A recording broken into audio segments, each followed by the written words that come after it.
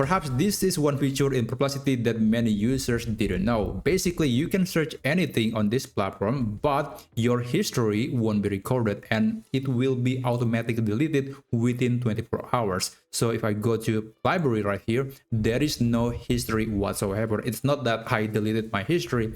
It's just I'm using the incognito mode in Perplexity. And the best part is that you don't have to log out from your account. You can still enjoy the 300 or maybe 600 pro search credits on your Perplexity account, and you can still enjoy all the premium or pro subscription benefits on Perplexity, but you will stay anonymous. So in this video, I'm going to show you on how you can switch to that mode on Perplexity. It's actually very simple. What you need to do is you have to click on your profile picture at the bottom left corner of the screen, and then you can select the incognito option, but you can also use the keyboard shortcut Control and then semicolon. So if you don't know where the button or the keys are located on your keyboard, this is a typical layout of a keyboard. The Control key is right here, and then the semicolon key is right here next to the L key.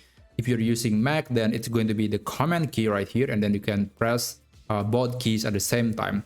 So if I press that, it's going to jump me to the incognito mode. As you can see, the label is now visible, and if I want to go back, I can I can press the shortcuts again. Very simple, it's very quick. And let's say I want to search something like AI news. It's going to do research normally. There's no problem. You can use the pro search, you can use the deep research, you can use the reasoning models as well.